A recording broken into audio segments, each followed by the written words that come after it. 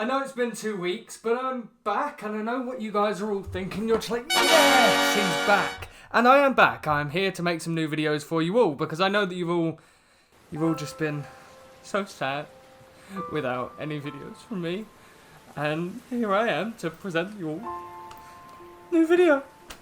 No, but in all seriousness, we have a great video today. We are talking about iconic video game weapons, and more specifically, what makes them so great. Because personally for me, when I've been playing video games, I'm always looking for that iconic video game weapon that I will use for the rest of the game. Now, we are all too familiar with these video game weapons. These are weapons that we use to slash down a group of enemies or gun down a bunch of zombies.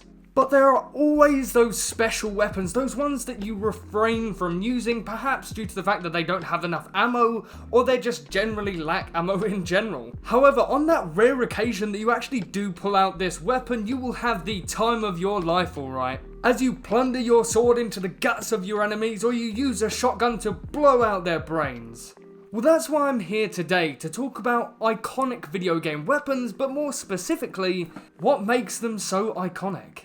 These iconic video game weapons can make you feel like a beast as you shed the blood of your foes and blast their brains to bits, and I can't think of a better weapon to fit this criteria than the super shotgun from the Doom franchise. Now, don't lie to me and say you are not a walking tank with this weapon, because you are, okay?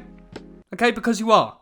The super shotgun is your most quintessential piece of kit that you can have, as generally it guns down most enemies relatively quickly, and the fact that the sound of the bullets leaving the barrel is to be admired, as its triumphant explosion is merely the sound of sweet, sweet victory. The super shotgun is not the most powerful weapon in the Doom franchise, as we all know that still goes to the BFG 9000.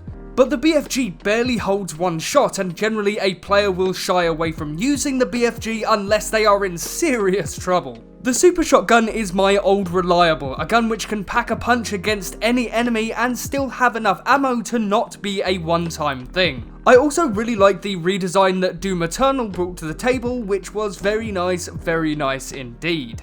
I know on a visual side of things, especially in the older Doom games, the super shotgun isn't exactly going to Fashion Week, but the simplicity of its design is merely a facade. A facade that invites players to a slightly easier time with the game. As I'm sure from the moment that you pick up this weapon, you'll be using it a lot more than you actually realised. And you know, I'm not one to judge. I've used this weapon in many a scraps with Demon Spawn of the Doom franchise. But the sheer power that this weapon has, along with the grapple added to the super shotgun in Doom Eternal, it shall be iconic, continue to be iconic, and shall never stop being iconic, okay?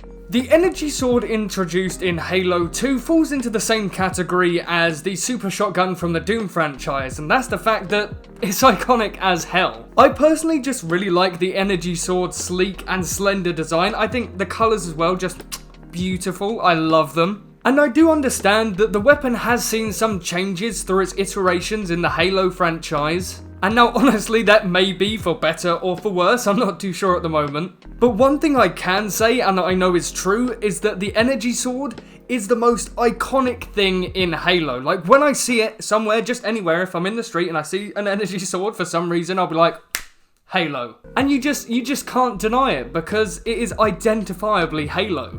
The energy sword is perhaps not the best weapon to be using, as its range is basically shit, and therefore this weapon can only really be used to take out enemies in the immediate vicinity. But just because it's only useful at close range doesn't mean it can't be a useful tool in multiplayer. Some classes in the later Halo games allow for unlimited sprint, and so you can always charge headfirst into combat. But with this unlimited sprint in combination with the one-hit kill, the energy sword can land you on a hot streak of killing Spartans. Some say this newer iteration of the energy sword, that being the energy swords from Halo 4 and 5, are said to be the worst in the series. But in its prime, the energy sword was something to behold. as back in the day there was at least strategy to using this weapon. In later Halo games it basically became a game of it, as a player can just swoop in killing everybody whilst ramming full speed ahead. In its prime, and even today, the energy sword is basically a symbol for Halo. If I see an energy sword, it's Halo, proving that this energy sword still has some charge, still even to this day. The Master Sword is probably the most iconic melee weapon of all time. Its first appearance was in A Link to the Past on the GBA and always proved to be a joy to use. In whatever iteration that you played it on, yes, even Breath of the Wild with your deteriorating weapon system. The Master Sword is basically your ticket to ride the Legend of Zelda train. As I would argue, much like the Energy Sword and Super Shotgun, that the Master Sword is a core bit of iconography for the Legend of Zelda franchise. The Master Sword also offers an upgrade to your base damage rather than just being some reskin. The player might not even spend much time with the weapon, especially in Breath of the Wild, as the sword is part of a side objective. However, the path to the sword can be dangerous, and so you should be prepared when heading for the Master Sword. Since this weapon has appeared in basically every Legend of Zelda game, promotional material, and basically everything else relating to the franchise, it's clear to say that this weapon is truly iconic. Partly because you do really have to work to reap those rewards. As at least for this upgraded sword, you don't just upgrade your base weapon to the Master Sword as we all know and love. Instead, you must make your journey and adventure through evil and turmoil to find this iconic video game weapon. When thinking about the Fallout franchise, and to be more specific, the weapon roster of this series, I sat and pondered on the thought, what is the most iconic weapon of the Fallout franchise? So for those uninitiated, the Fat Man is basically a portable nuke dispenser. And in Fallout 4, if you get the right attachments for it, you will be laughing for hours, seeing your enemies get destroyed from a few miles away whilst you're sipping down on some dirty irradiated water. I personally never really used this weapon that often, as I never wanted to run the risk of dying and having to go back a few hours of progress. However, if you feel overwhelmed or ganged up upon, this weapon is the ideal weapon for you, as all you have to do is run and fire. Simple. The Fat Man has become so iconic to the Fallout franchise because it's such an overpowered weapon. Not to mention that it gives the player a sense of power, as they can decide who lives and who gets obliterated to merely a pile of ash. Because there is no way you are Indiana Jonesing your way out of this one. Billy has already taken the fridge, sadly. The fact that the Fat Man gives the player so much power and such little ammo means that the player must use this weapon wisely as to not waste its potential on lesser or lower level enemies. And that's what makes it so iconic, not just because it plays into the post-apocalyptic retrofuturism, but because it gives the player a great responsibility to take on, as one mistimed shot and even you will be turned into irradiated ash if you're not careful enough with this iconic weapon. Adding the Raygun to this video may be a bit underrated, but considering it's been in every single Treyarch game since World at War, I think it might stay, you know? I just think it might stay. Because it is iconic, trust me. You know, it really is, like, why don't you believe me? I don't get the process here. Why don't you just trust me? No, seriously, like, why don't you I'm sorry, I don't know what went on there. We'll just power through. We'll carry on.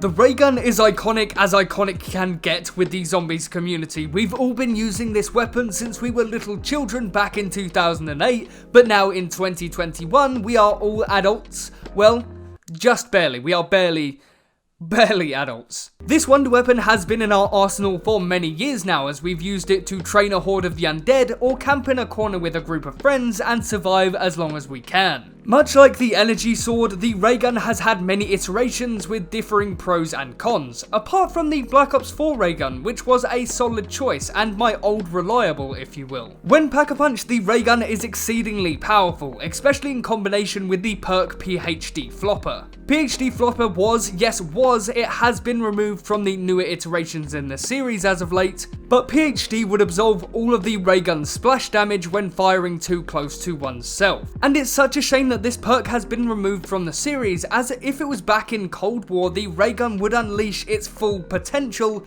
especially with Ring of Fire. The Raygun is the most iconic weapon in all of Call of Duty Zombies, along with various other weapons, but since this was the first wonder weapon which was so crazy for World at War, I just remember picking up the Raygun and having a fantastic time. And even now, when I pick up the Raygun in a Treyarch Zombies game, I feel right at home.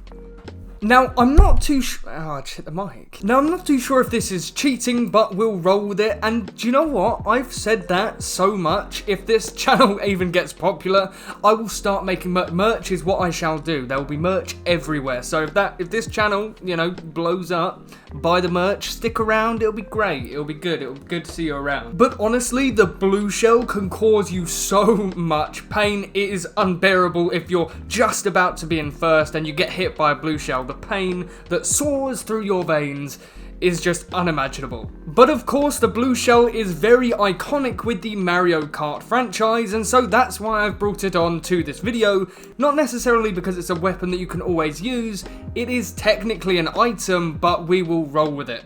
Once again, with the merch, it's such a good idea. I need to invest in some merch. That's what I'll do. The blue shell has caused me so much turmoil over the years, as many times I have been inches away from finishing the final lap of a race in Mario Kart, probably on Rainbow Road or something like that, and then you hear the swooshing of a blue shell as it gains on your position, and then you're in a distorted mess as you flash in and out of consciousness, seeing every other player slowly but surely drive past you. And now you have finished your final lap, only to see the 12th place icon on your screen. The blue shell is not to be messed with. Now, there are ways to negate the blue shell's effects, but it's very unlikely you'll be able to obtain any of these items if you are in first place. First is by using the super horn. Second is by using a mushroom just before the blue shell bastard lands itself upon you. And third, either being a bullet bill or having a golden star.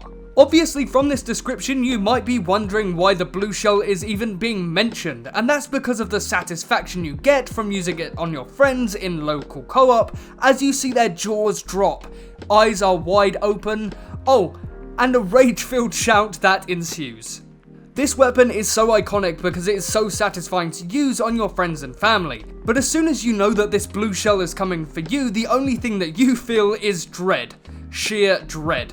This weapon is perhaps as iconic as the power mushrooms, but the raw, untamed power that this blue shell gives you is not to be messed with, as don't forget, whatever you do to a player, they will do back to you twice as hard. And right, there you go, there were some iconic video game weapons and a little bit of backstory to go along with them. Now, if I had to pick a personal favourite out of all of the iconic video game weapons, I would have to say the Raygun. That's purely due to the fact that I am a hardcore COD Zombies fan and I've been playing since World at War, so it's basically my childhood. Another weapon that I forgot to add onto this video, it's not a list, it's a video, was the hidden blades from the Assassin's Creed franchise, and we have seen many variations and iterations of this weapon, so I thought I'd add it as like a little bonus towards the end of the video. So here's an extra iconic video game weapon. My words, I'm stumbling over my words, it's so not fair. But honestly though, thank you so much for watching this video. If you did enjoy, then subscribe and turn on that notification button so you don't miss another upload from me. So thank you and goodbye.